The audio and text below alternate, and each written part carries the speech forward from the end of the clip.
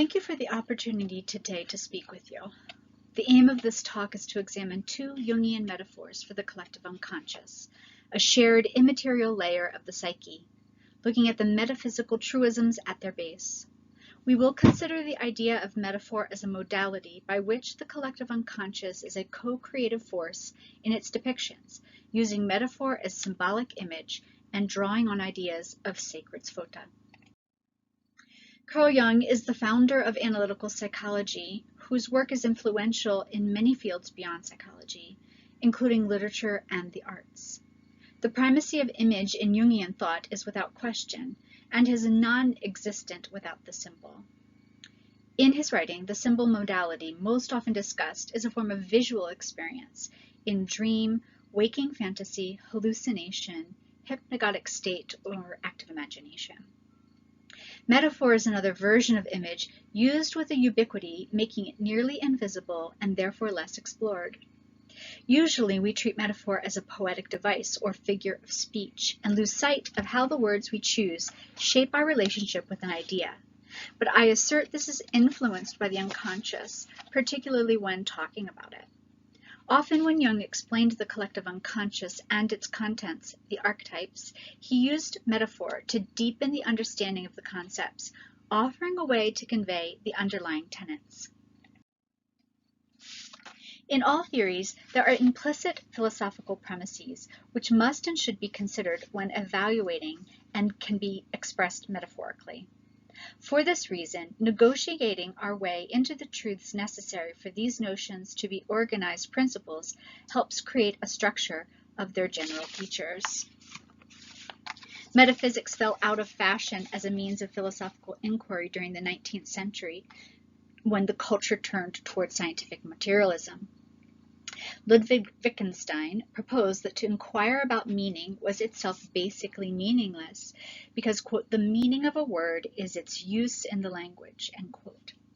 Yet what makes something real, how it works, and how it fits in with other general and abstract ideas are an important part of evaluating Jung's ideas. Metaphor theory believes how we think and engage with others and the world is shaped by metaphors, which are pervasive, and therefore often invisible elements in defining our conceptual system.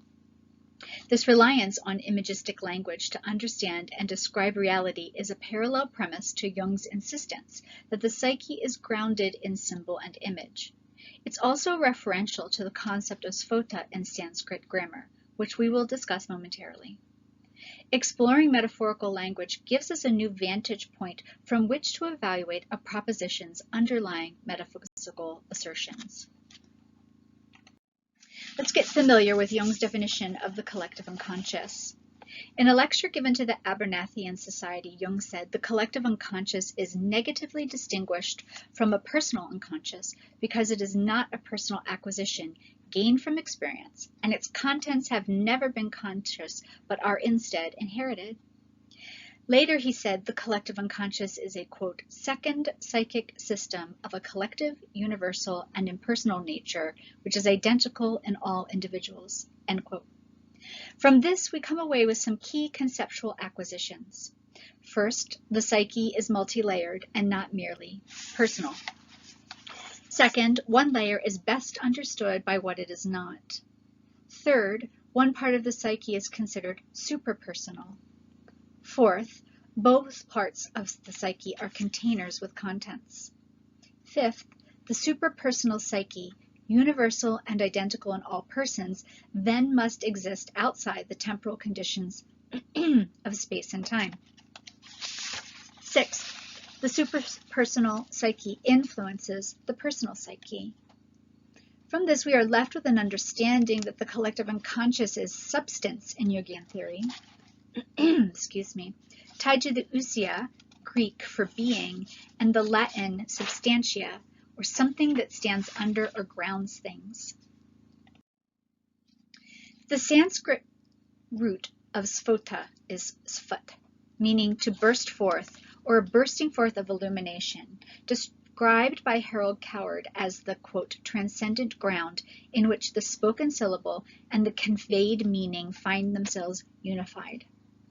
Sphota represents the stream of images and figures and the immortality of meaning and its elevation above the human conditions of life and death, yet equally and intimately involved in both.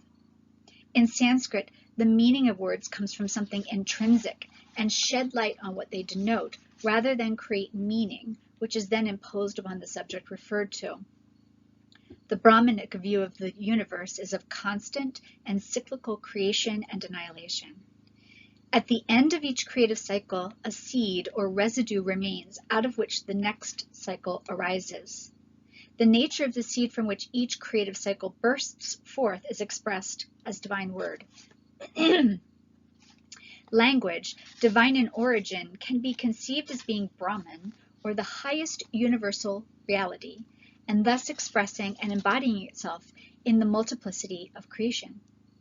We can imagine a connection between Jung's suprapersonal layer of the psyche, or collective unconscious, and the way in which Sphota reveals meaning rather than creates it.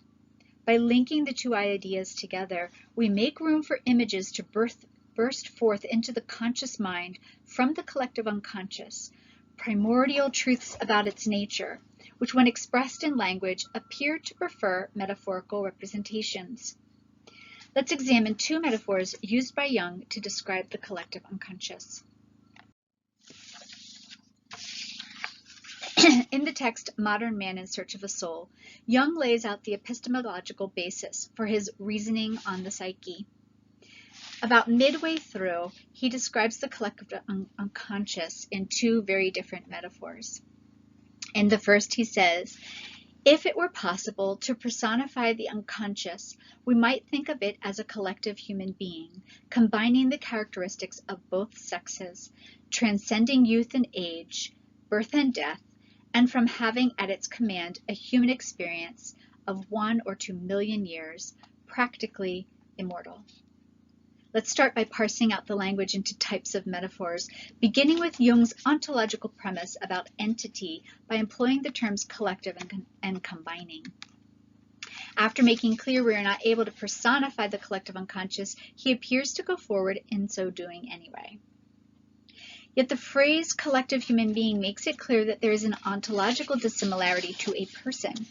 In this sentence, it appears Jung uses collective to connote a gathering together or aggregate of entities, rather than one entity, which may be an aggregate of parts. Similarly, collecting any number of things increases the size of an entity. Therefore, however substantial the collective unconscious may be, Jung clearly shows that it's larger than any one psyche. His second ontological metaphor is the use of the phrase combining the characteristics of both sexes. Here Jung sets the first parameter for the aggregate. Combining is a bringing together or amalgamation of diverse qualities. It's a union of those things Jung believes are distinct between the sexes. It is safe to presuppose that through merger, the qualities would lose any intrinsically or cultural gendered values. This synthesis of characteristics allows the outline of the collective unconscious to take shape as a fully androgynous-like substance. It also balances the first part of the sentence by returning us to a human perspective, even while manifesting in a container not purely human in nature. Jung's ontological metaphors give us a sense of a substance created from multiple others, yet with familiar human qualities. Jung moves then to an orientational metaphor, which itself changes our conceptual direction away, again, from any human comparison, with the idea of transcending the most common human experiences. By transcending youth and age, birth and death, the collective unconscious is above and beyond participation in or encounter with temporal existence. Jung immediately reverses course by stating the collective unconscious has at its command a human experience of 1 or 2 million years. To be in command is to be in a strong position or a domination, not a participant in the human life, but having some authority in relation to it, directionally as outside, beyond, or above time. Jung's choice of 1 or 2 million years is telling, since the earliest ancestor in the Homo genus is a few million years old. Furthermore, it's illustrative of the constantly changing nature of both the human psyche and the collective unconscious directly tied to it. While the experience available to the collective unconscious is vast, it appears to be only as long as the earliest version of Homo species possible. This links the origin of it near the development of our ancestors. No clarification about causation is provided in this metaphor. The collective unconscious as first cause of human consciousness, or humans as first cause for it. Although the idea that it transcends all time-related activities places it in a position to be a creator now, regardless of its first cause. Jung concludes this sentence with the words, practically immortal, sealing this first metaphorical description with a virtual reality. Here is a substance which is very close to being unable to decay, and yet some condition must exist which makes it possible for it to end.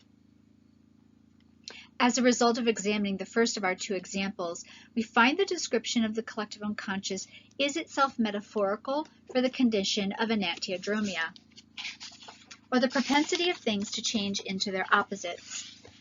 Jung's style of writing here provides the sensation of a tide being drawn to shore and then pushed away, as the words chosen both draw us into and press us away from the familiar human psyche. His ebb and flow gives a sensation of running in both directions simultaneously, of the energy of change on its edge between one thing and its opposite.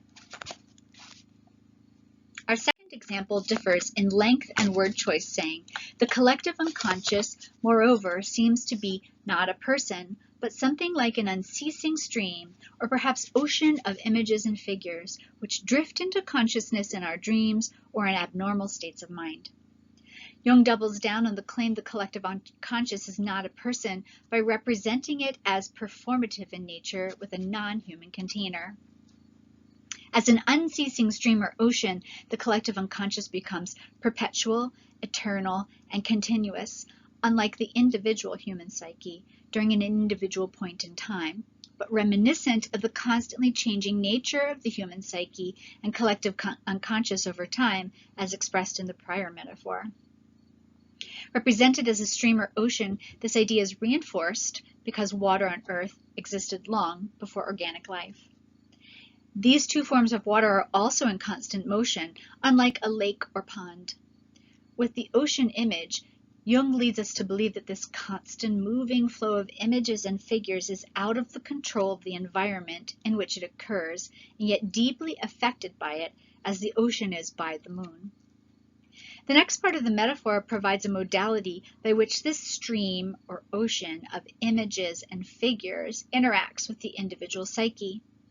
If you've ever sat next to a stream and watched as leaves drift by, at times getting stuck against the sides until the force of water frees it, or the ocean as waves toss seaweed and shells on the shore, rolling them forward and backward over and over, you can appreciate how Jung imagines the collective unconscious communicates images and figures with the personal psyche. In this example, its nature is represented as random and rather undirected, yet unstoppable, and to which we and the images are at its mercy. In this sense, Jung moves far from a personified picture. Finally, the example ends with the phrase states of mind. The idea of mind continues to be complicated in modern science and philosophy. Here Jung makes it known that he considers even the times when the person is less or not at all aware of the world and experience, less able to communicate and reason, just as much a part of psyche as the ego-directed state of awareness. In addition to being a noun, the word state is also a verb and an adjective. The fluidity of the meaning of the word challenges the commonly held notion that the psyche is a stable condition and is instead like water. With water, there is the visible surface and the depths, which when entered are virtually a foreign landscape.